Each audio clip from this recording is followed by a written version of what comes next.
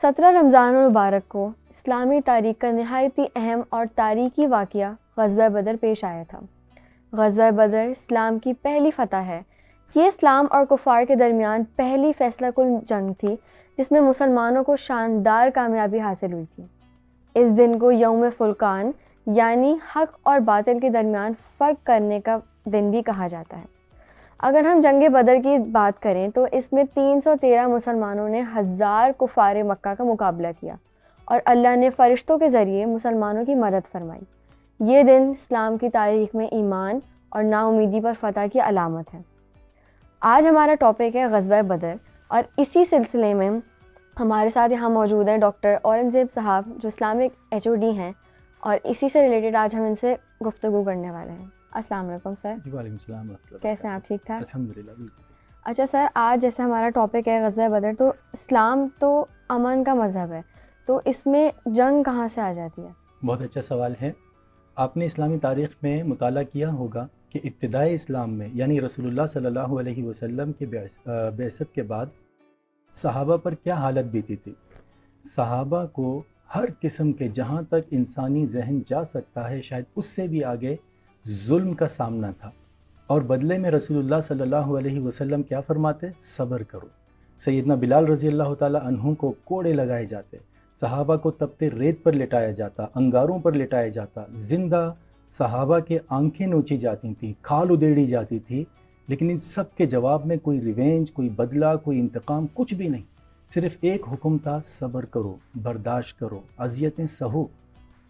صحابہ اگر سونا بنے ہیں نا تو کندن میں، بھٹی میں جل کر، اور پھر وہ کندن اور سونا بنے، اور پھر مسلسل 13 سال مکہ میں صحابہ نے یہ سارے صعوبتیں برداشت کی، اور ان کی گھٹی میں ایک بات آ گئی کہ ہم مار تو کھا لیں گے، اذیت تو برداشت کریں گے، لیکن ہم ریزسٹنس کے لیے، دفاع کے لیے بھی ہاتھ نہیں اٹھا سکتے۔ شریعت نے اس طرح صحابہ کی ٹریننگ کی، تربیت کری 13 سال تک۔ پھر اس کے بعد جب ریاست قائم ہوئی مدینہ میں ہجرت کے بعد، کفار کی طرف سے مسلسل حملے ہونے لگے۔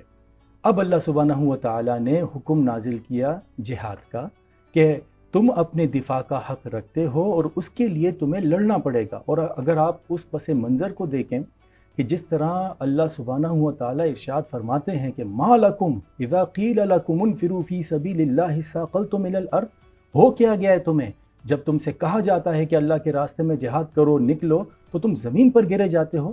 اس کا یہ ہرگز مطلب نہیں ہے کہ صحابہ نعوذ باللہ ثم نعوذ باللہ ڈر رہے تھے یا جنگ نہیں کرنا چاہتے تھے۔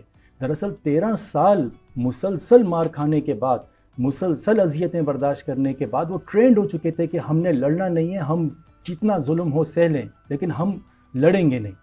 اس ٹریننگ کے بعد جب دوسرا فیز آیا تو اتنے سخت آیتیں نازل ہوئی، ہو کیا گیا ہے تمہیں، تم زمین پہ گرے جاتے ہو، لڑنا ہے اللہ کے راستے میں۔ اور پھر صحابہ کو اللہ تعالیٰ نے حکم دیا کہ اب تمہیں اپنے دفاع کے لیے اور ظلم کے خاتمے کے لیے جہاد کرنا ہوگا۔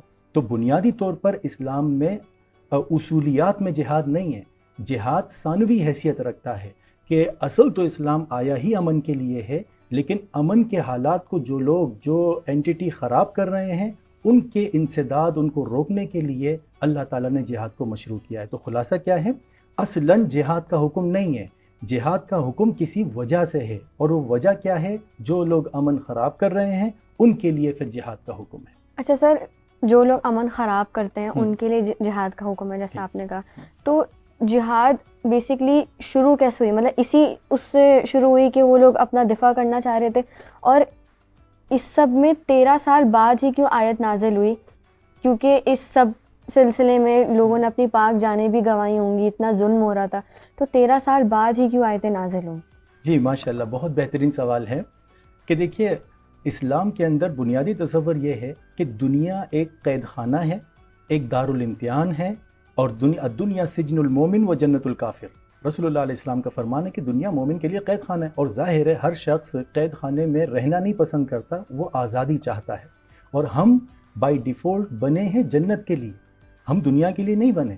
دنیا میں تو ہمیں ایک آزمائش کے لیے، الذی خلق الموت والحیات لیبلوکم ایکم احسن عملا، ہم تو رسول اللہ علیہ السلام فرماتے ہیں نا کہ کن فی الدنیا کانک غریب او عابر السبیل، دنیا میں ایسے رہو کہ تم مسافر ہو اور منزل ہماری آخرت ہے۔ تو آپ کے جو سوال کا ایک حصہ تھا نا کہ جانے گنوائی نہیں، بلکہ قرآن کریم میں صریح طور پر ہے جو جان اللہ کو دے دی جاتی ہے وہ امر ہو جاتی ہے، وہ تو اللہ تعالیٰ کے یہاں محبوب ہوتی ہے، اور مومن اپنی منزل کو پا لیتا ہے، گواتا نہیں ہے بلکہ اپنی منزل پا لیتا ہے۔ اور اللہ تعالیٰ فرماتے ہیں اس منزل کے حصول کے بعد کہ وَلَا تَحْسَبَنَّ الَّذِينَ قُتِلُوا فِي سَبِيلِ اللَّهِ أَمْوَاتًا، خبردار جو میرے راستے میں جام شہادت نوش کر جائیں تم انہیں مردہ گمان بھی مت کرو، بل احیاء، وہ تو زندہ ہیں، اپنے پروردگار کے ہاں رزق پاتے ہیں۔ تو یہ جو آپ کا کہنا تھا نا کہ کیا وجہ ہے، وجہ دراصل یہ ہے کہ جب ہجرت کر کے صحابہ مدینہ آئے تو آپ ذرا سوچئے کہ ایک شخص پر 13 سال مسلسل ظلم ہوتا رہا۔ ہم کیا کہتے ہیں کہ یار آج اپنا وقت نہیں ہے، اپنا بھی وقت آئے گا، تو ہجرت کے بعد کوئی ایک روایت ضعیف کیا موضوع بھی آپ کو نہیں ملے گی کہ رسول اللہ علیہ السلام یا صحابہ نے مل کر یہ پلان کیا ہو کہ 13 سال ہم پہ ظلم ہوا، ہم بدلہ لیں گے۔ ایک ضعیف روایت بھی اس میں آپ کو نہیں ملے گی، بلکہ رسول اللہ صلی اللہ علیہ وسلم نے پہلے ہی اپنا آبجیکٹو، جیسے رسول اللہ صلی اللہ علیہ وسلم ہجرت کر کے مدینہ تشریف لائے، آپ صلی اللہ علیہ وسلم کا گول تھا میثاق مدینہ۔ مشرکین، یہودی، جتنے بھی قبائل تھے، آپ صلی اللہ علیہ وسلم نے ان سے امن معاہدہ کیا، اور اسی طرح مکہ کے جو کفار تھے اس وقت ان سے بھی آپ علیہ السلام نے امن کا پیغام بھجوایا، لیکن انہوں نے یہ کہہ کر جھٹلا دیا کہ ہم تو مانتے ہی نہیں، ہم تو مدینہ کو صفحہ ہستی سے نعوذ باللہ مٹا دیں گے اپنے تکبر، اپنے گھمنڈ میں۔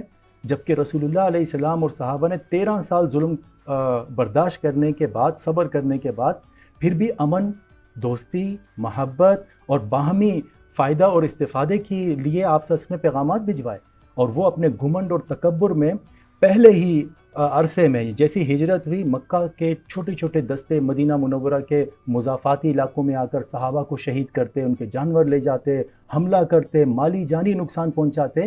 اس ظلم بربریت کے نتیجے میں رسول اللہ صلی اللہ علیہ وسلم نے چھوٹی چھوٹی ٹولیاں بنائی، چھوٹے چھوٹے گروپس ہوتے ہیں نا، گوریلا وار، کہ ان کے تجارتی قافلوں کو روکا تاکہ پریشر بڑھے ان پر اور یہ مذاکرات کی میز پر آ جائیں۔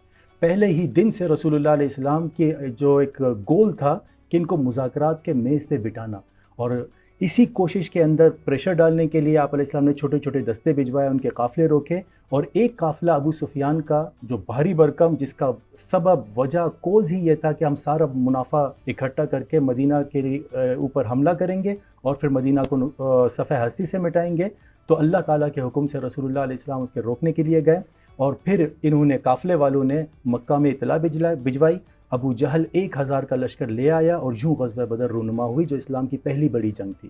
تو اس کا جو پیچھے کوز ہے وہ دراصل آپ علیہ السلام کا وہ گول تھا کہ ہم بیٹھ کر امن کے لیے آپس میں معاہدہ کریں، لیکن وہ اپنے گھمنڈ اور طاقت کے نشے میں چور اس پرپوزل کو جھٹلایا، اور پھر اس کے بعد چھوٹے جو گروپس میں رسول اللہ علیہ السلام نے لشکر بھجوایا، ان کے تنازعات، لڑائیاں ہوتی رہیں، اور الٹیمیٹلی پھر غزوہ بدر کی صورت میں یہ رونما ہوا۔